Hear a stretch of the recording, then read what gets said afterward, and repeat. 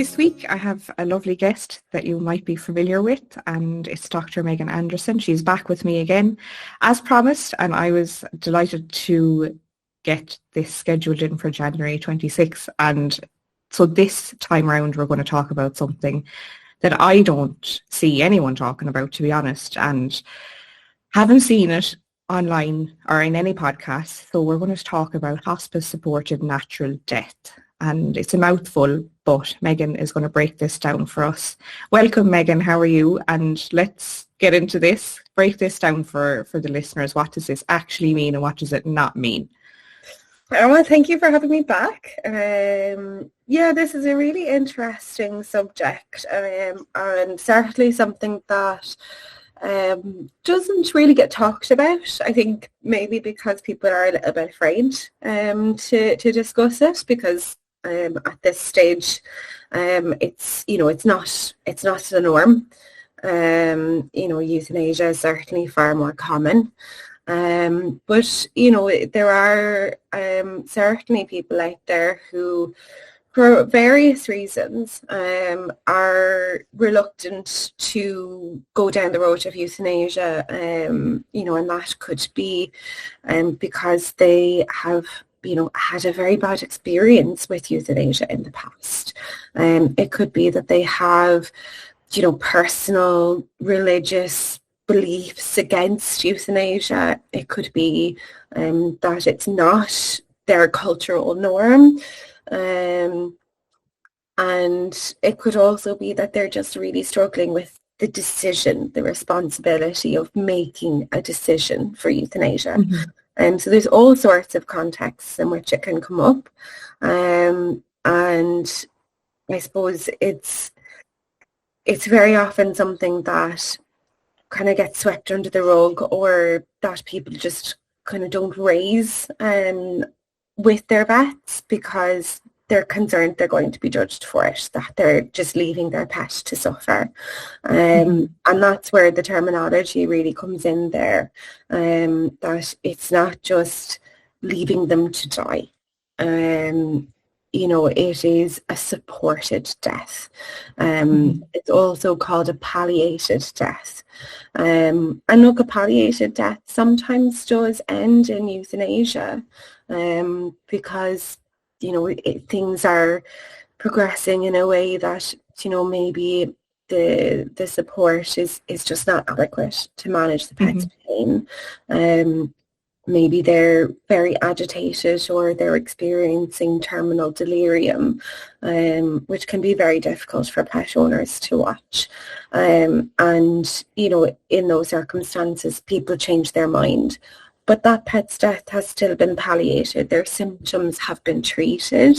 And if things do progress to a death from their disease rather than euthanasia, and that also is a palliated death, where we have managed their symptoms to the best of our ability, to make their passing as painless and peaceful as we can.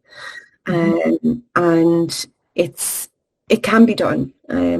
It's not advisable for pets with some conditions, and we'd always have that conversation with somebody who's asking about it.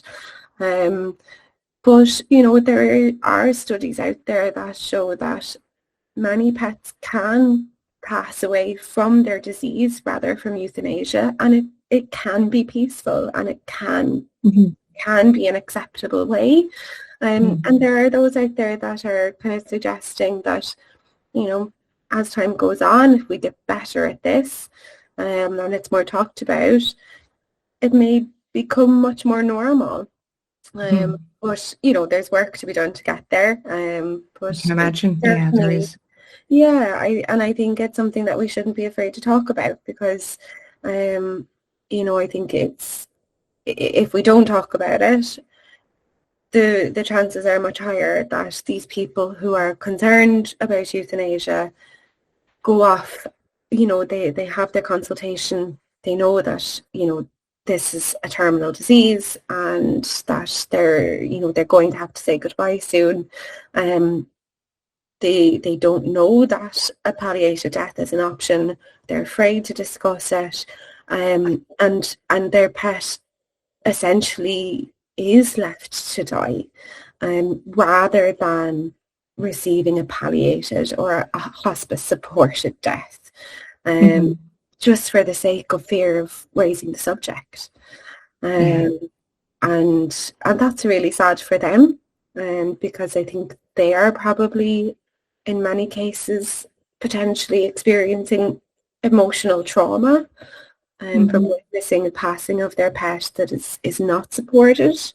They're not getting supported in what to expect during their pet's passing. And the pet themselves is potentially not receiving management for agitation, for pain, for nausea, for respiratory difficulty. Everybody suffers in the end for the sake of a conversation. So that's I think what today is about, is just trying to break the ice a little bit on the subject. Especially, and that's the thing, like, there are probably big misconceptions and big fears around this topic. And I know with Rainbow Bridge Veterinary Services, which is the lovely business that you run, do you come into contact with people who would ask the question about natural death compared to, a scheduled home euthanasia? Like, what would they ask, or have you come across that often yet? I think so far in this business it hasn't come up yet. I think that's just because of the nature of people that are reaching out to me at this point. They're often people who are already thinking about euthanasia as part of their plan. I certainly come across it in first opinion work. And it's often phrased as, what happens if I do nothing? Or, what if I just take him home? And, that I find is often a people's way of trying to broach the subject of, do I have to put him to sleep?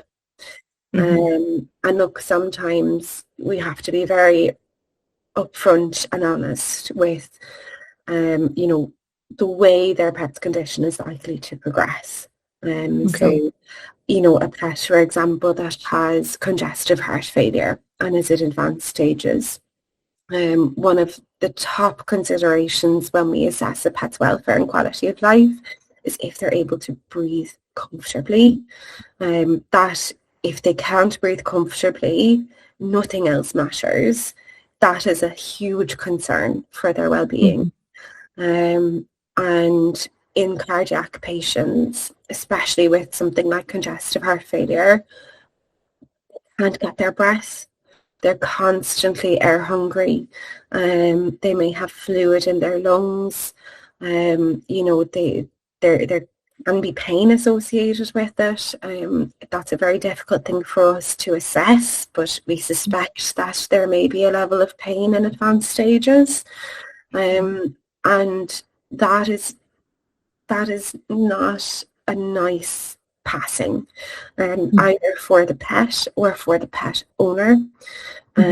Trying to facilitate a palliated death for something like that is extremely difficult to provide the support that they need. Particularly, in this country, we're a small market. Some of the medications, the equipment that we might need is very difficult to obtain compared to, big places like the US. And a lot of the time we would have very real concerns about the degree to which that pet is likely to suffer, even through palliated death. And we would advise against it, and have a very honest discussion with the pet owner of what that death is likely to look like. And often once people, once we have that honest conversation, that yes, in some cases this is an option, given your pet's condition, it is likely to result in a lot more suffering. and is going to be quite difficult for you to watch. And it's going to be, essentially is going to require 24-hour veterinary care, which means in an ideal situation, you've got a vet or a nurse in your home pretty much continuously, potentially for several days. And that becomes very intimidating for people, I think, that it requires that level of support, but also that level of support is very difficult to provide. And I think once you kind of have that conversation of why, without judgment, it's not that a palliative death is problematic in and of itself, but for their pet, it's not a good option. They often really appreciate just that you've considered their preferences and what you can do and the limitations. And often they will kind of circle around, think about and go, okay, yeah, no, I don't want that for him. That makes a lot of sense. What do we do from here? And then you're working together, you know, rather than passing judgment. Even if you're not passing judgment, the client doesn't feel that you're passing judgment. And, you know, you're explaining to them what's coming down the road. In other cases, you know, where there's an illness that is, you know, yes, there may be pain associated with it, but a manageable degree of pain. There could be nausea, but again, to a degree that is manageable. You know, then, yeah, these are things that we can look at. And as long as I think we have honest conversations about what can happen and how death can look very different from one patient to the next, about the time frames, about the things that can be quite scary to watch or quite difficult to watch, and what to do in those situations, and that they can change their mind. You know, but it can be an option. But it's about kind of having those conversations so that people know what to expect to make an informed decision. Yeah, and I'm glad you gave the kind of two examples. So by management in a case of like a pet that's in pain and, like you mentioned, nausea, can the pet owner be the person kind of managing that then, you know, maybe in conjunction with the vet, contacting the vet every so often. So would that mean that the pet owner would administer, say, anti-nausea meds or pain meds themselves until that natural death happens? Is that kind of the process that you're it depends on the case. So, you know, to an extent, yes, we would instruct how to administer certain medications. You know, we would, for example, there are things, you know, mucosal gels that can be applied, you know, for things like terminal delirium, and is something that we can see as oxygen supply to the brain starts to decrease. You know, and especially if there's any degree of pain involved, some pets really become very agitated. They'll start to vocalize and can seem quite distressed. And so there are mucosal gels that we can provide to owners that they can administer to help with this. There are nausea medications that we can train owners to administer. But it requires a lot of continual contact between the veterinary team and the client. So, you know, we certainly would be communicating with them at least once a day, actually physically attending the pet at least once a day, sometimes more often. Depending on the team, you know, if it's a service that's lucky enough to have, you know, nurses and things at their disposal as well, then it might be the case where a nurse is attending the patient several times throughout the day and liaising with the vet. So there's certainly various ways to work it. Some pets end up requiring sedation. So essentially, to manage their pain, to manage their agitation, Mm-hmm. they are essentially sedated to ease them through their passing, Mm-hmm. and really a vet does need to be present for that process, Mm-hmm.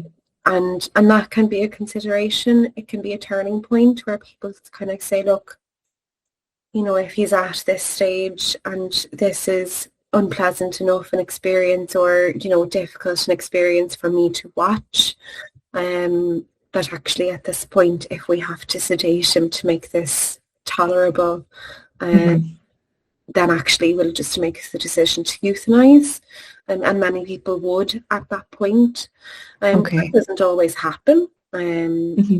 there's certainly patients that don't require that sedation, but every case is different in terms of Yeah. the intensity of the management that they need, Mm. to keep their symptoms controlled, to keep, to minimize any suffering through the process. Mm. Yeah, that makes sense. It's hard to describe one particular way of doing Yeah, things because every single patient is different in their yeah, own needs and their own kind of, illnesses and whatever they're going through. So I suppose it's up to, yeah, liaising and having yeah, like that pet owner having trust with their veterinary team. yeah, So I exactly. suppose at what point, if there's a terminal illness or any illness, even if it's even if it's a very elderly pet with arthritis or something like that, at what point kind of do families usually begin that kind of questioning whether, like you said, they come in and they kind of ask the questions in a roundabout way. Like you mentioned earlier, they kind of say, well, can I just take him home?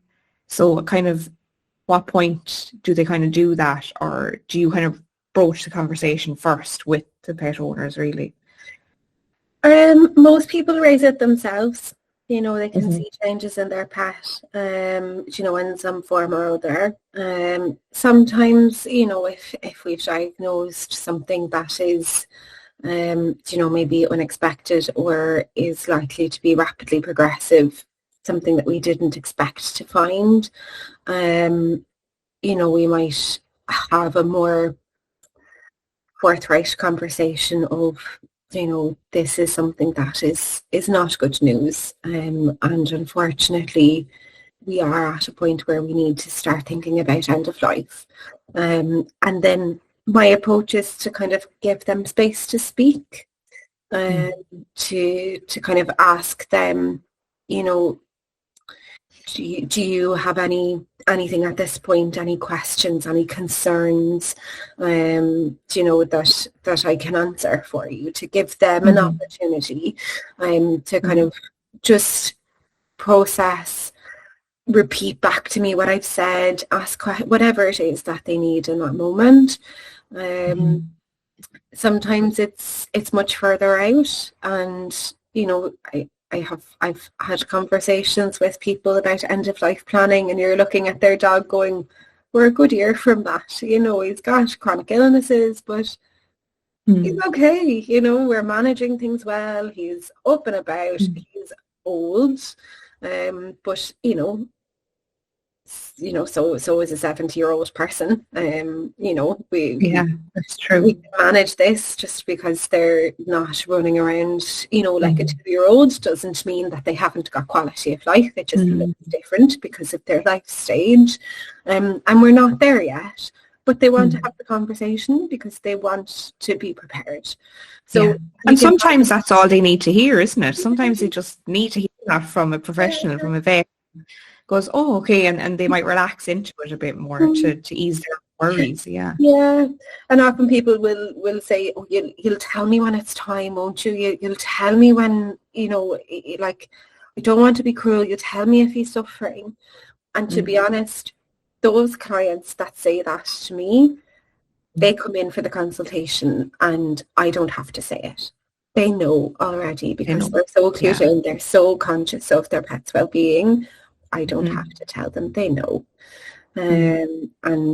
And they're asking and they're prepared that this is the conversation now that needs to be had. Yeah. Um, some people, we have the conversation if they get a terminal diagnosis and the pet is, is coping, but we know it's going to get worse.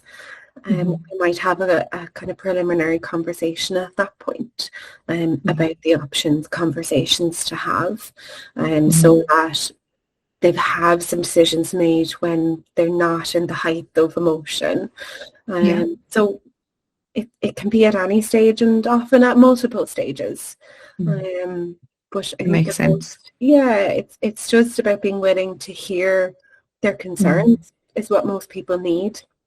And then there's so many things that can be accommodated for people, once you know what they're worried about, once you know what's important to them. There's so much flexibility there in terms of what you can do for their pet. Because, they're the ones that have to live on with the loss. So it's important for them to feel that they were part of that decision-making process and that that they were seen and heard. And that they weren't pushed into something or that they weren't given options. That's important.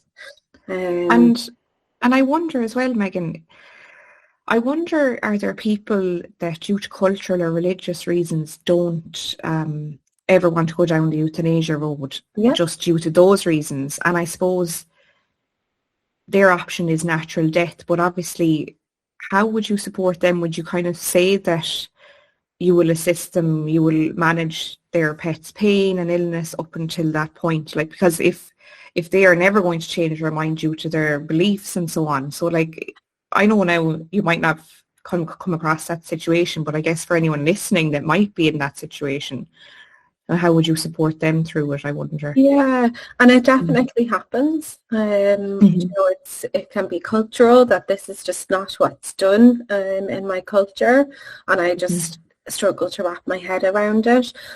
I've had patients that struggle with that around the concept of burial over cremation. I think we sometimes underestimate how much cultural norms impact us, and not everybody is coming from the same background.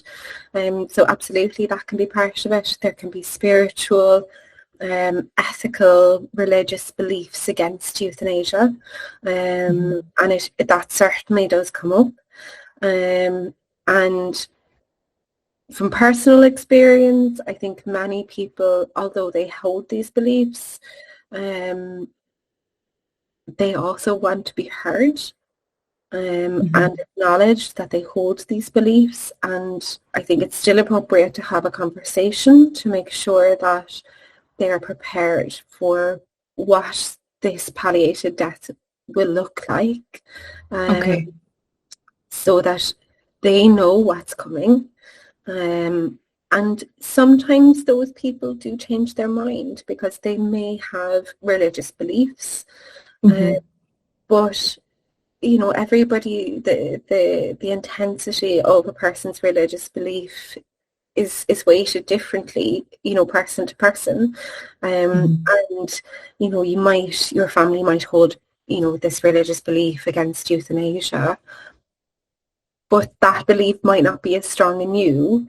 You've presented it as your preference, but when you have this conversation about what's going to be involved in that for you and for your pet, you might decide that that's not that important of a belief, and for you, you would rather your pet, you feel that euthanasia is the kinder option, and that's what you would actually in this moment prefer. And that sometimes happens because people just haven't thought through or researched what that kind of natural death might look like. And some people are very firm in their beliefs, and they want, this is the way they're going no matter what you say. And I think the most important thing, this is where we circle back to the concept of a palliated death, is if this is the client's decision, then there's a point where we have to accept that, whether we feel that that is in the best interest of their pet or not. And our job at that point is to provide as much support and care for them and for their pet as we can, given that decision. Because if the options there are that the pet is going to die of their disease, not of euthanasia, whether we support them or not, then surely our job is to support them, because that death is going to be more peaceful and kinder than a death with no management. Yes, without the support. Yeah. So if we can't change the decision, we provide the best care we can in light of that decision. So to make the pet feel comfortable, pain-free, sedated even, to the best of our ability, and making sure the client is aware that at any point they can change their mind, and that we might not agree with the decision.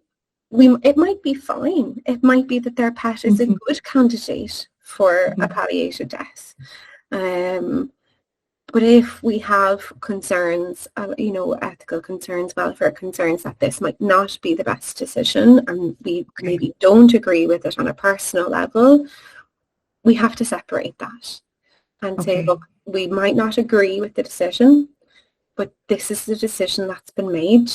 We've given all the information, we've talked it through, and now our job is to provide as much care and support as we can in the face of this decision without judgment. And that's all you can do. Definitely. Do you feel that there is space, especially in Ireland, for vets to explore hospice-supported natural death with their clients? Like, I know that many vets may not be in the hospice field or kind of have their toe dipped into that, but with you specialising in it, do you feel that if those conversations or even that kind of support and service was provided by more vets, that more people would want to kind of even consider that as an option for the pets that it would be right for, of course? I think so. I think, to be honest, I think the most common outcome in this country would probably be that we would keep more of these pets on our radar, because we've had an open and honest conversation with clients without judgment to honestly prepare them for what's involved and what might happen through that natural death. And that, we as a scientific community, we don't understand death. We don't know the finer detail of exactly how death occurs. We know a lot of the changes that happen in the body through the process, but we don't fully understand it. And that means there's an element of unpredictability. We can't say your pet is definitely going to pass peacefully. We can't say your pet is definitely going to or not going to experience terminal delirium. And I think if we have these conversations about the possibilities, what that experience might look like, the range of what that experience might be, a lot of people just need to hear that and to know that it is an option, and to come to the decision themselves that that's not for me, or that's not in the best interest of my pet. And then you've developed a greater trust and a better bond with that client, who is, I think, then more likely to come back to you when their pet is struggling for continued pain management, to have the conversation about, I think it might be time for euthanasia. Because I think a lot of these conversations at the moment are not had because of fear, because they're going to be told, no, you can't do that, you have to bring him in, and he has to be put to sleep, you cannot take him home. They're afraid. And that's not to say that that's what's going to happen, but that's their worry. And they then avoid going in or contacting their vet. And then these pets probably do pass away unsupported. And we're missing that opportunity to make their final, days, hours, minutes kinder and gentler. Yeah. And I think a lot of people just don't get the opportunity to have the conversation. So I think, to be honest, I think that would be the most common outcome here. Are there cases where people might pursue a palliative death? Absolutely, I'm sure there are. And I think in many cases it's a perfectly justifiable choice. As I said, there's research out there that shows that a dying of a disease rather than euthanasia can be peaceful for a pet, as long as as I said, we're managing their pain, we're managing their nausea, that their comfort is properly attended to. And it certainly can be a suitable option, but both the client and the veterinary team need to have the resources to do it. And I think that is a big limitation here at the moment for cases that are potentially more complicated.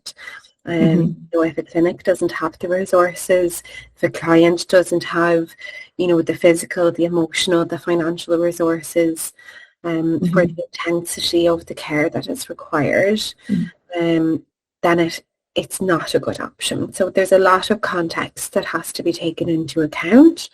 And I would say at the moment, probably not many first opinion clinics would be in a position to accommodate it for, those more complex diseases. In some, it might be an option. I, certainly, with my service being home-based and doing a lot of kind of travel anyway, I'm hopeful that it's something that if there is interest and people do reach out, that I would be in a better position to accommodate.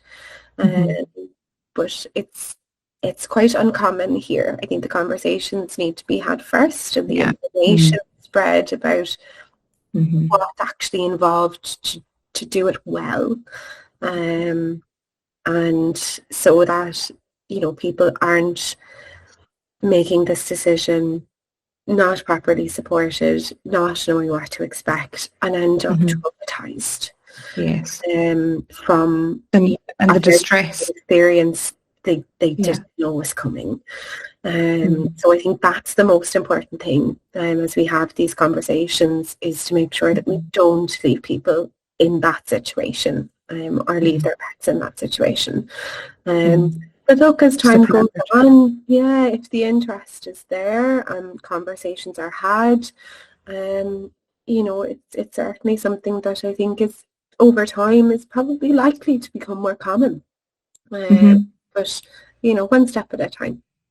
Exactly. And look, we're starting the conversation, and that's what's important. And I guess before we finish up, Megan, if someone is listening right now and they're kind of sensing that this is aligning with them, or their situation kind of meets the criteria, or whatever you would say, for kind of that supported natural death, what first steps would they take to kind of contact you, and what would the first steps be really for you, for if they contact Rainbow Bridge Veterinary Services? Maybe just walk us through a little bit about that. Look, I think it's just a case of, whether it's a phone call or an email, just to say, look, I'm having to start looking at end-of-life plans for my pet. My vet has advised that I will need to make a decision of euthanasia, but I'm not sure that that's a decision that I want to make.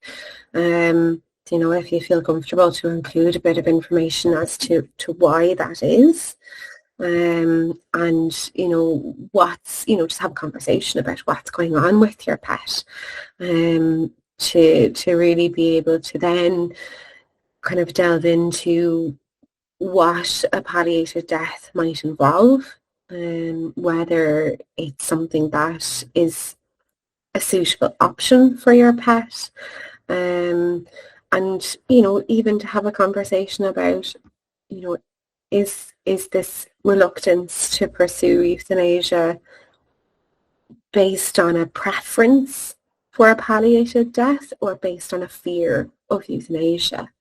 And then go from there and just see, you know, what the options might be, and just one step at a time. It's just have a chat, first of all. Some people find that very difficult, you know, when you're in person looking at your vet in a first opinion clinic and they're saying it's time to think about euthanasia. It's very difficult. I can appreciate it's very difficult for a client to then go, I don't think I want euthanasia. That's a hard thing to say. And I can certainly appreciate that's a hard thing to say.